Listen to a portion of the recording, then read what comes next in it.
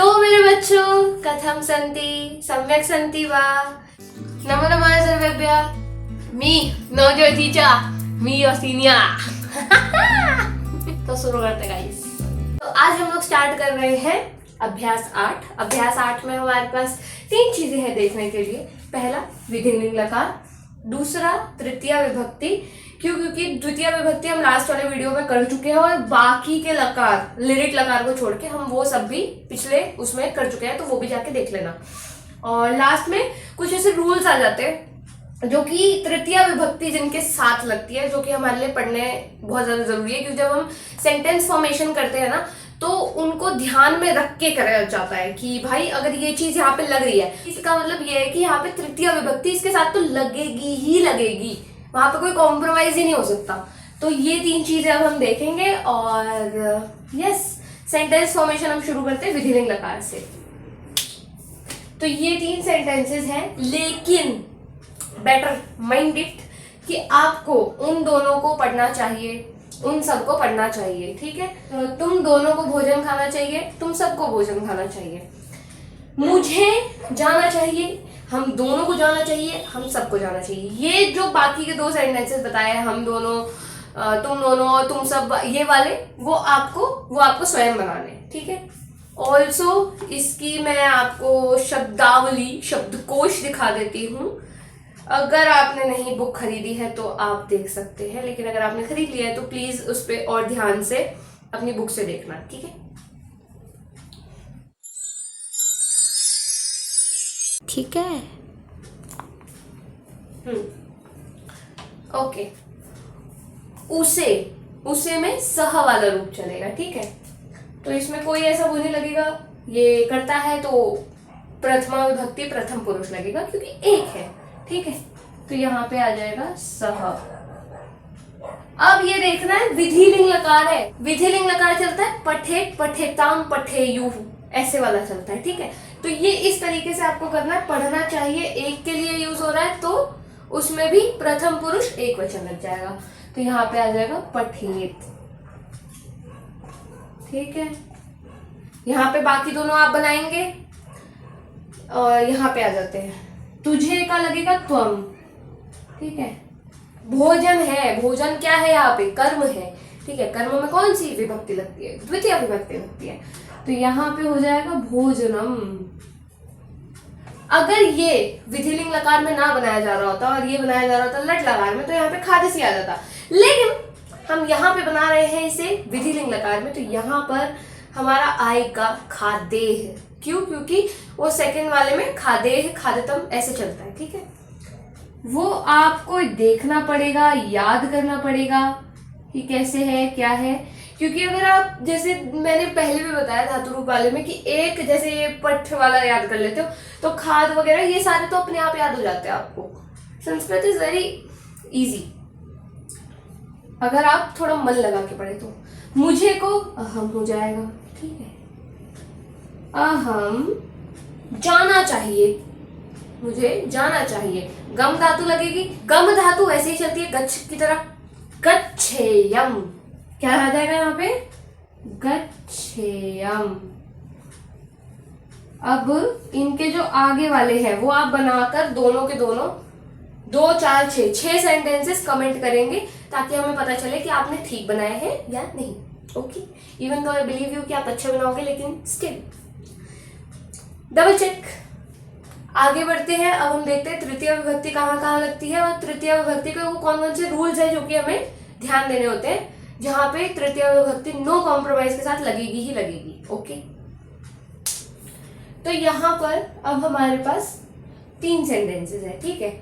अब देखो इसमें क्या होता है ना, तृतीय विभक्ति, बेसिक तृतीय विभक्ति कहाँ पर लगती है, जब से और द्वारा, के द्वारा के अर्थ में होता है। यहाँ पे भी मैंने लिखा हुआ है, लेकिन से और के द्वारा के अर्थ से मेरा क्या अभिप्राय है, कभी क्या कहना चाहती है। कभी ये कहना चाहती है कि जब भी किसी चीज के द्वारा कोई कार्य किया जाए, जैसे कि मैं मार्कर से लिखती हूँ, ठीक है, मार्कर के द्वारा लिख रही हूँ, तो ये जो के द्वारा से, मतलब किसी कार्य को करने के लिए जिस चीज की आवश्यकता होती है उस चीज में तृतीया विभक्ति लगती है, से और के द्वारा के अर्थ में, समझे। जैसे यहां पर देखते हैं, खेलने की क्रिया के लिए दंड की जरूरत पड़ रही है, आवश्यकता है, ठीक है, तो यहाँ पे दंड में तृतीया विभक्ति लग जाएगी।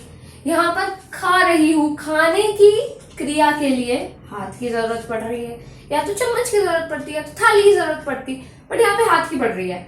खेलने की उसके लिए गेंद की जरूरत पड़ रही है, तो गेंद में लग जाएगा। तो अब हम ये सेंटेंसेस बना के दिखाती हूँ मैं आपको कि किस प्रकार से ये बनेगा।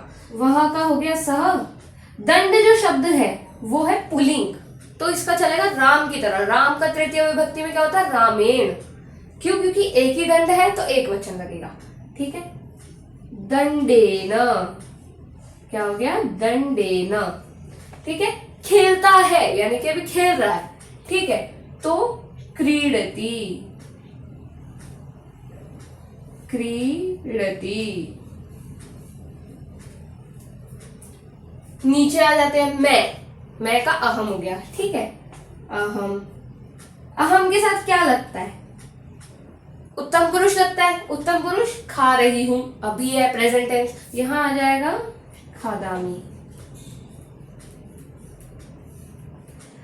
हस्त जो शब्द, हाथ जो शब्द है इसका हस्त बनता है, हस्त के साथ साथ हस्तः होता है, तो यानी कि ये पुल्लिंग शब्द है, तो ये भी इसी की तरह चलेगा, राम की तरह चलेगा, दंड की तरह चलेगा। तो यहां पर आ जाएगा हस्तेन,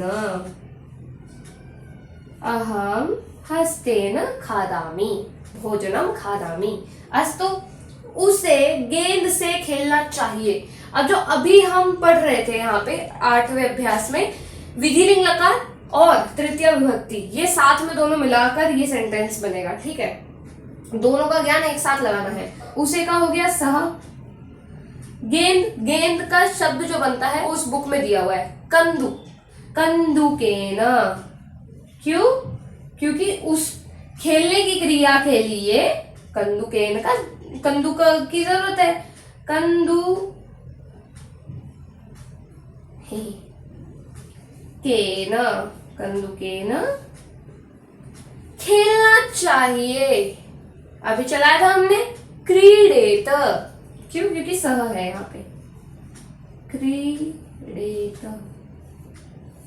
ये हो गए हमारे सारे सेंटेंसेस। अब हम आगे बढ़ते हैं उन रूल्स की तरफ जो कि अत्यंत आवश्यक है। तो यस, बहुत बहुत क्षम्यता। यहाँ पर जो क्रीडेत की स्पेलिंग थी उसमें क्री पर बड़ी की मात्रा आएगी, क पर, ठीक है। तो क्र, वो दूसरा वाला क्री चला गया, क्रीडेत ऐसे लिखा जाएगा, इसमें बड़ी की मात्रा आएगी, ठीक है। क्योंकि अगर मैं गलती करूंगी तो आप लोग भी तो गलती करेंगे, तो इसलिए मैंने हाथ के हाथ करेक्ट कर दिया, ये है क्रीडेत, ठीक है। तो यस, आगे बढ़ते हैं।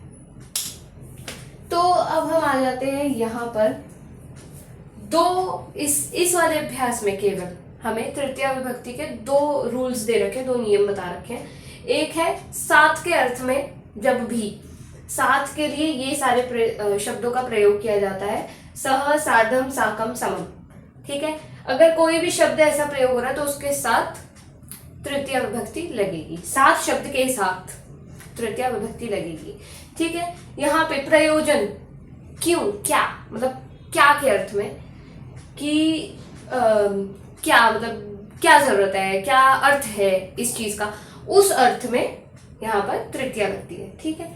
इसमें किम कार्यम, किम अर्थः, किम प्रयोजनम, ऐसे ये इसके साथ लगता है, ठीक है। यहाँ पर आ जाते हैं ये सेंटेंस। मैंने माता पिता वाला इसलिए चूज किया है क्योंकि मातृ और पितृ जो शब्द रूप हैं वो अलग चलते हैं। तो आइए हम फोकस करते हैं। पिता, पिता का एक तो जनक चला सकते हो, जनक चलेगा उसकी तरह, राम की तरह चलेगा जनक शब्द रूप, लेकिन हम पिता का पितृ ही चलाएंगे, ठीक है। क्यों? क्योंकि चुल है, ओके। तो यहाँ पर आ जाएगा तृतीय विभक्ति में होता है पित्रा, पित्रा, सह, सह की जगह इनमें से कोई सा भी शब्द यूज आप कर सकते हो, सार्धम, साकम, समम, कुछ गलत नहीं होगा, ठीक है। और ये शब्द आपको जानना इसलिए जरूरी है क्योंकि पेपर में जरूरी नहीं कि सह ही है, जो कॉमनली यूज किया जाता है वो सह ही होता है, लेकिन सार्धम, साकम, समम आ गया तो, और अगर आपको नहीं पता हुआ कि इसका भी अर्थ साथ में ही होता है तो इसलिए हमें सारी पॉसिबिलिटीज लेके चलनी है, ठीक है। के साथ पित्रा सह गृहम गच्छति।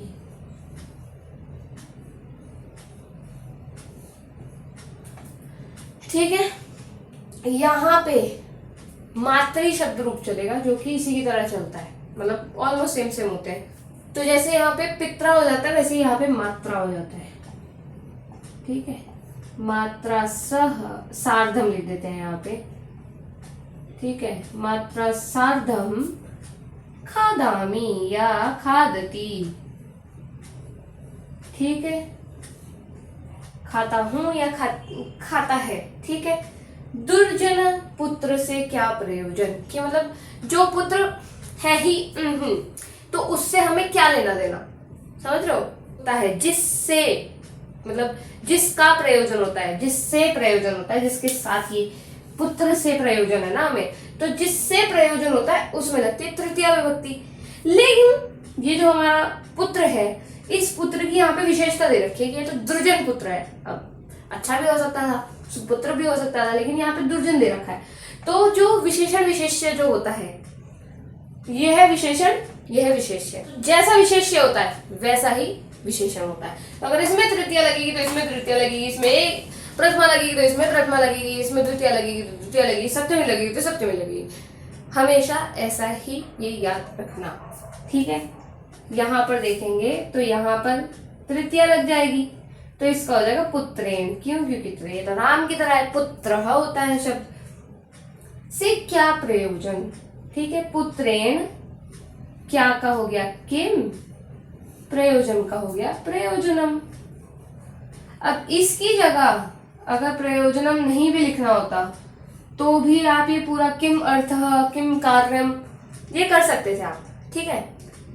लेकिन यहाँ पे पुत्रेण हो गया दुर्जनेन, दुर्जनेन ये हो गया, इसमें भी तृतीया इसमें भी तृतीया, ठीक है। दुर्जनेन पुत्रेण पुत्रेण किम प्रयोजनम, ठीक है। तो आज के लिए इतना ही। बाकी जो बुक में दे रखे हैं क्वेश्चंस वो आप सॉल्व कीजिए। अगर कुछ आपको नहीं समझ में आता है तो डू कमेंट। और हाँ, आज के लिए केवल इतना ही। धन्यवादः, नमो नमः, पुनः मिलामः।